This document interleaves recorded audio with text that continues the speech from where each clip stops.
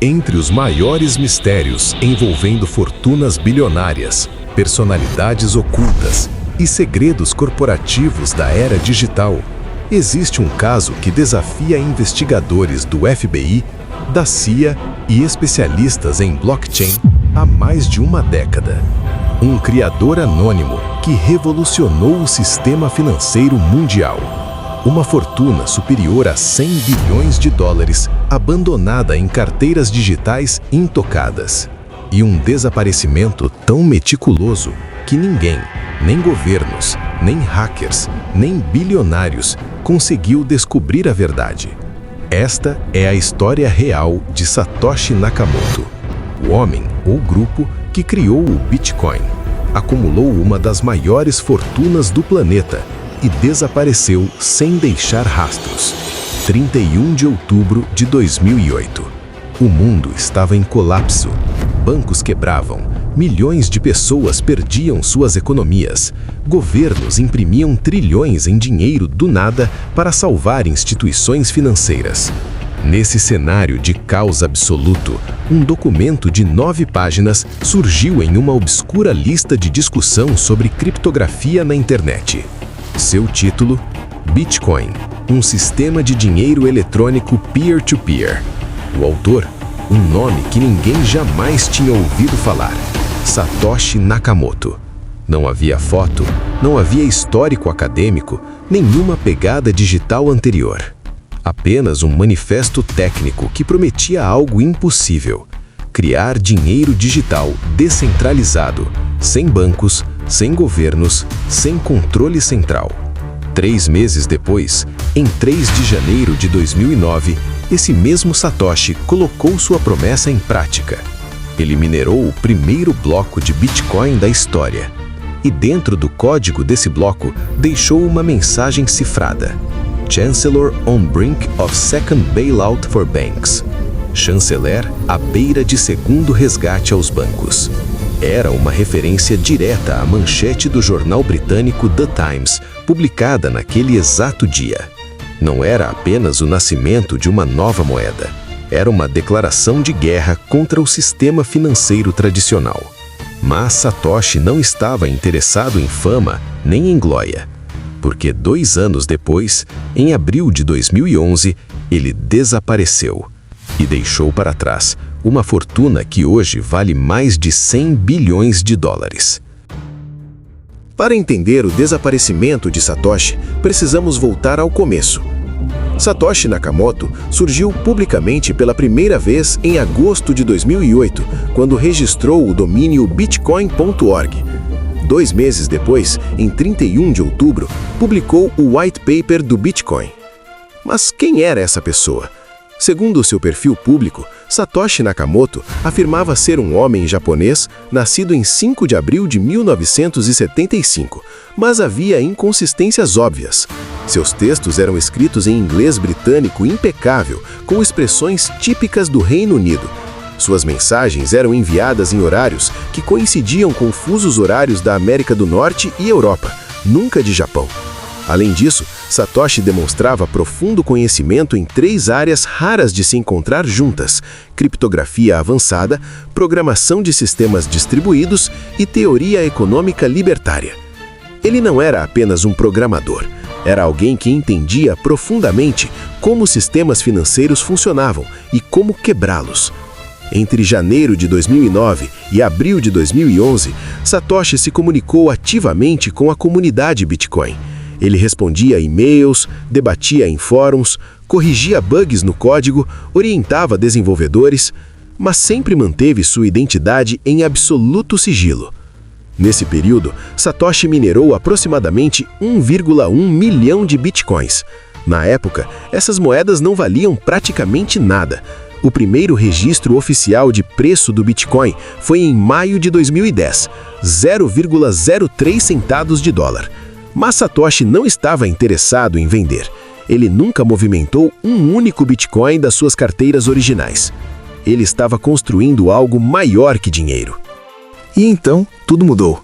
Em dezembro de 2010, Satoshi fez sua última postagem pública no fórum Bitcoin Talk. Era sobre uma atualização técnica do software. Nada de despedida, nada dramático.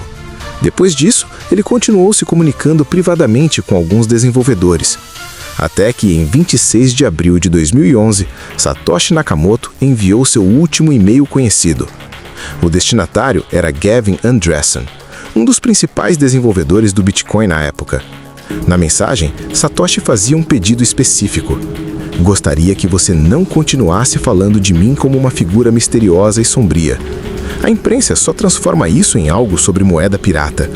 Talvez, em vez disso, você possa falar mais sobre o software de código aberto. Satoshi disse que estava passando para outros projetos, que o Bitcoin estava em boas mãos. E então, silêncio absoluto. Nenhuma mensagem, nenhum e-mail, nenhuma postagem. E mais importante, nenhum movimento nas suas carteiras.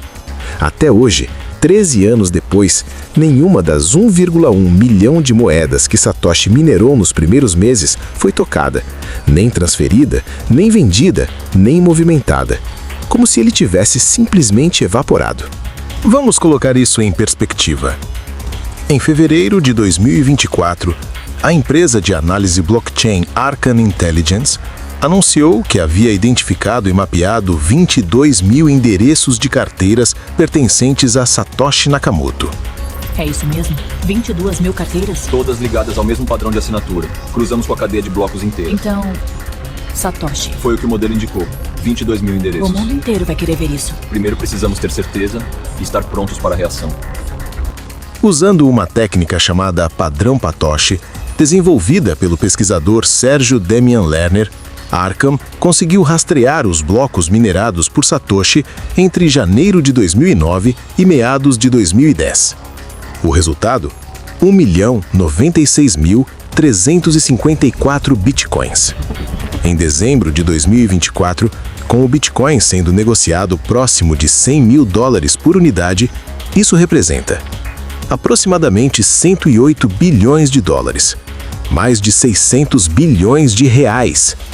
Com essa fortuna, Satoshi Nakamoto seria hoje a 12ª pessoa mais rica do mundo, segundo a lista da Forbes. Ele estaria à frente de Bill Gates, cofundador da Microsoft, Warren Buffett, lendário investidor, e Mark Zuckerberg, fundador do Facebook. Mas há um detalhe assustador. Essa fortuna está completamente parada. Todas as 22 mil carteiras identificadas pela Arcan estão inativas desde 2010.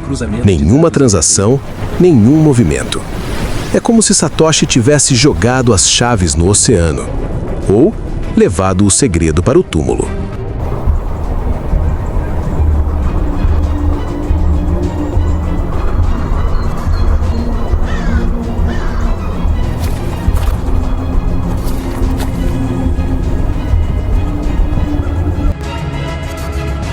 Desde o desaparecimento de Satoshi, dezenas de investigações tentaram desvendar sua identidade real.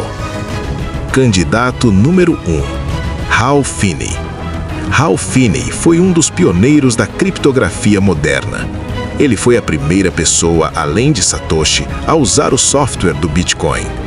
Em 12 de janeiro de 2009, Finney recebeu a primeira transação de Bitcoin da história, enviada pelo próprio Satoshi. E havia uma coincidência perturbadora. Finney morava na mesma cidade que um engenheiro nipo-americano chamado Dorian Satoshi Nakamoto.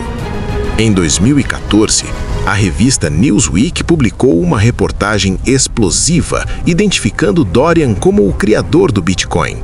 Mas Dorian negou categoricamente. E na mesma época, o verdadeiro Satoshi Nakamoto reapareceu brevemente online, apenas para dizer: "Eu não sou o Dorian Nakamoto". Hal Finney também negou ser Satoshi até sua morte em agosto de 2014, vítima de esclerose lateral amiotrófica. Mas muitos acreditam que se Finney não era Satoshi, ele certamente sabia quem era. Candidato número 2, Nick Szabo.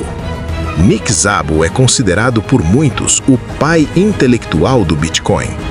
Antes de Satoshi, Szabo havia criado o BitGold, um conceito quase idêntico ao Bitcoin. Ele escreveu extensivamente sobre dinheiro digital, contratos inteligentes e sistemas descentralizados. Análises linguísticas comparando os textos de Szabo com o white paper de Satoshi mostraram similaridades impressionantes no estilo de escrita, no vocabulário técnico e na estrutura argumentativa. Mas Szabo sempre negou ser Satoshi Nakamoto. Ele diz que, se fosse o criador, teria assumido publicamente. Candidato número 3, Craig Wright, o impostor. Mr. Wright, this court finds that the documents you presented were falsified. You are accordingly convicted of making false representations. Sentencing will be scheduled. Craig Wright é um cientista da computação australiano que em 2016 declarou publicamente: "Eu sou Satoshi Nakamoto". Durante anos, Wright moveu processos judiciais, alegou direitos autorais sobre o Bitcoin e tentou provar sua identidade com assinaturas digitais e documentos técnicos. Mas a comunidade Bitcoin nunca acreditou nele. Em julho de 2024, a Justiça do Reino Unido emitiu uma sentença devastadora.